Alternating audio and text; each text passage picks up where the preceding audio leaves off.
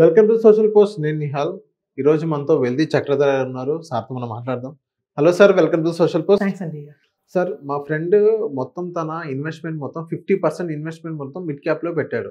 So అలా పెట్టుకోవడం అనేది కరెక్టేనంటారా? లేకపోతే ఎలా పోర్ట్ఫోలియో అనేది మనం ఎలా డిజైన్ చేసుకోవాలి?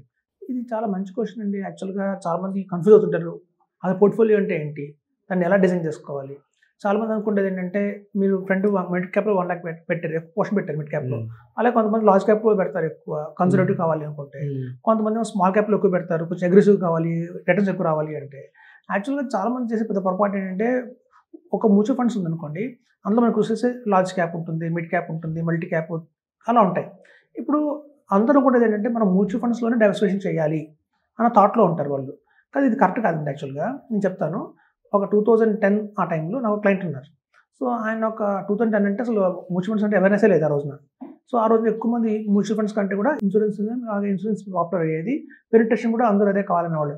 జిందగీకే సాద్బీ, జిందగీకే బాద్బీ అంటూ చాలా మంది ఎక్కువ ఇన్సూరెన్స్ తీసుకునేవాళ్ళు. మ్యూచువల్ ఫండ్స్ అప్పట్లోనే కొంచెం కొత్తగా వస్తున్నాయి. అయితే ఒక క్లయింట్ ఉన్నారు, ఆయన ఫారెన్ రిలేటెడ్, యూఎస్ నుంచి వచ్చారు. ఆయన కొంచెం ఈక్విటీ మీద అవగాహన ఉంది బాగానే, ఎందుకంటే వాళ్ళు చేసే ప్రాజెక్ట్ కూడా ఈక్విటీస్ మీదే. అప్పట్లో హైదరాబాద్లో హార్డ్లీ 10 members ఉండేవాళ్ళు. మేము ఎవరైతే మ్యూచువల్ ఫండ్స్ చేస్తున్నాము అనేవాళ్ళు. సో నన్ను అప్రోచ్ అయ్యారు. సో అప్పుడు వచ్చినప్పుడు నేను చెప్పాను, ఒక మంచి పోర్ట్ఫోలియో గీసేయమ్మ, నాకు 20 lakhs ఇన్వెస్ట్ చేద్దాం అనుకుంటారన్నారు.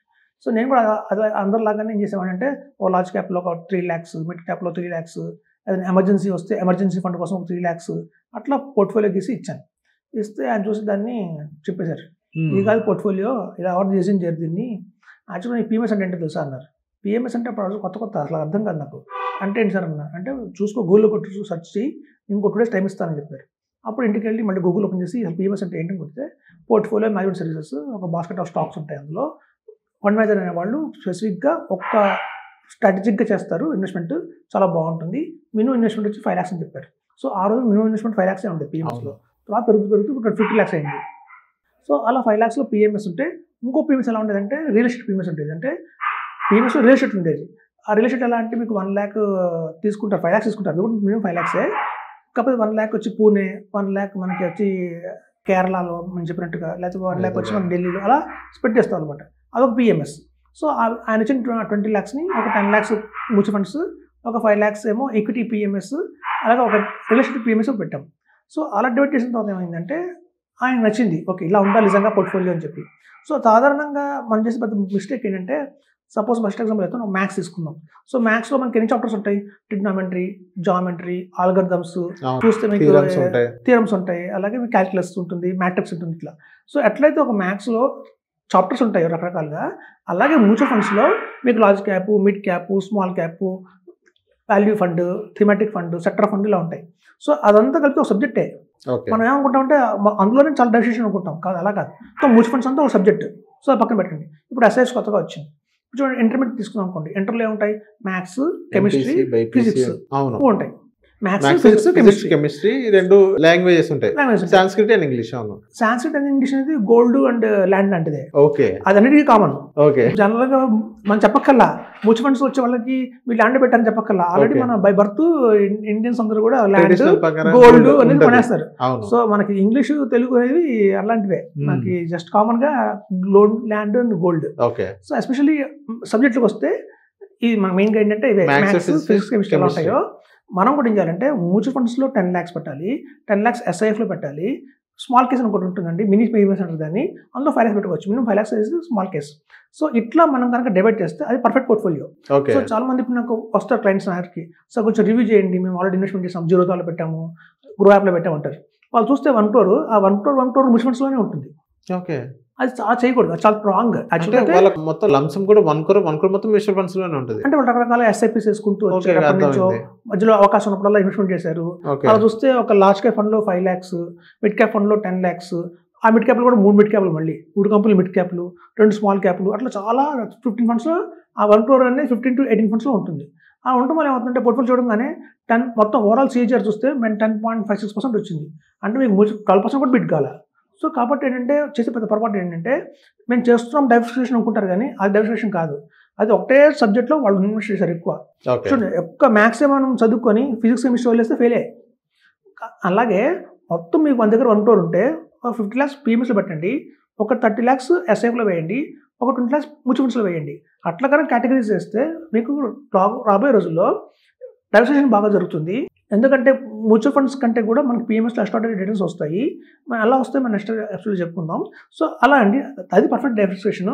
మీ దగ్గర 50 lakhs ఉన్నాయనుకోండి, 50 lakhs ఉంటే మనం 10 lakhs SIF పెట్టవచ్చు, 20 lakhs మ్యూచువల్ ఫండ్స్ పెట్టచ్చు, 10 lakhs స్మాల్ కేస్ పెట్టచ్చు, ఫిక్స్డ్ ఇన్కమ్ 10 lakhs పెట్టుకోవచ్చు. అట్లా డివైడ్ చేయాలండి. అంతేగాని ఒకటే మ్యూచువల్ ఫండ్స్ లో మొత్తం మనం ఇన్వెస్ట్మెంట్ చేయకూడదు. అలా వేసినప్పుడు మార్కెట్ అప్ అండ్ డౌన్స్ వచ్చినప్పుడు చాలా డాష్ ఫాలో అవుతుంది. మనకేంటంటే రిటర్న్స్ కూడా బాగా రావు, కన్ఫ్యూజన్ ఎక్కువైపోతుంది. ఒకసారి ఏమవుతుంది, మనం అమ్మాలంటే ఏ ఫండ్ అమ్మాలో అర్థం కాదు, చాలా మంది కన్ఫ్యూజ్ అవుతారు. ఒకసారి నాకు అది ఎమర్జెన్సీ 5 lakhs కావాలంటే ఉన్న అన్నింటిలోకి ఏ 5 lakhs అమ్మాలి, స్మాల్ క్యాప్ అమ్మాలా, మిడ్ క్యాప్ అమ్మాలా, లార్జ్ క్యాప్ అమ్మాలా అర్థం కాదు. సో చాలా కన్ఫ్యూజన్ ఉంటుంది. సో డైవర్సిఫికేషన్ అనగానే చాలా మంది ఇప్పటికి కూడా చాలా మంది అడ్వైజర్స్ కూడా 99% పెద్ద అవగాహన లేదండి. అందరూ మ్యూచువల్ ఫండ్స్ చెప్తారు, మ్యాక్స్ టీచర్ లాగా. అలా కాదు, అదర్ దాన్ మ్యాక్స్ ఇంకేముంది అని ఆలోచించాలి. So other than mutual funds ఇంకా ఏమున్నాయి బయట మార్కెట్లో చూస్తే మీకు స్మాల్ కేస్ ఉంది.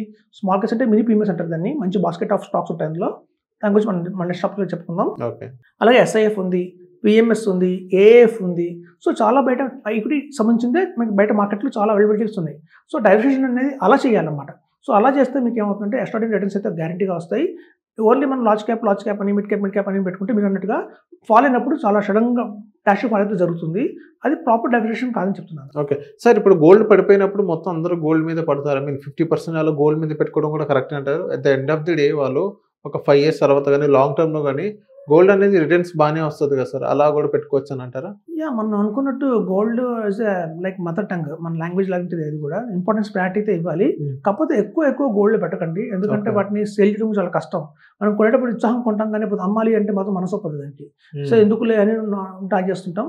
But over period of time చూస్తే మీరు లాస్ట్ ఇయర్ చూస్తే 2024 నుంచి ఎప్పుడైతే గ్లోబలైజ్గా అంటే ఎకానమీస్ కొంటున్నాయో గోల్డ్ని, టన్స్లో కొంటున్నాయో గోల్డ్ని, అప్పుడు ఒక్కసారిగా మనకి హైలైట్ అయింది గోల్డ్. అంత ముందు చూస్తే పాస్ట్ పర్ఫార్మెన్స్ చూస్తే 2000 నుంచి 2015 దాకా కావచ్చు, 2000 నుంచి 2020 దాకా కావచ్చు, ఓవర్ పీరియడ్ ఆఫ్ 20 yearsలో గోల్డ్ CAGR మనకి 8% ఉంది. సో మనకి PPF పబ్లిక్ ప్రావిడెంట్ ఫండ్ లాగానే ఉంది గోల్డ్ కూడా. సో ఈ వార్స్ వచ్చిన తర్వాత, ఎప్పుడైతే ట్రేడ్ వార్ జరిగింది, రష్యా యుక్రెయిన్ వార్ వచ్చింది, ఇట్లాంటి టైంలో ఏంటంటే గోల్డ్ అమాంతం పెరిగిపోయిందండి. ఇది యాక్చువల్గా డ్రాస్టిక్గా వచ్చింది హైర్, అది పర్మనెంట్గా ఉంటుందని చెప్పలేము. కాబట్టి గోల్డ్లో కొంత పోర్షన్ అయితే ఉంచుకోవచ్చు, 10%, 15%, 20%. బట్ అంతకంటే ఎక్కువ ఇన్వెస్ట్మెంట్ చేయడం కరెక్ట్గా అని చెప్తున్నాను. Okay. So thank you sir, మా సోషల్ పోస్ట్ వచ్చినందుకు. థ్యాంక్స్ అండి.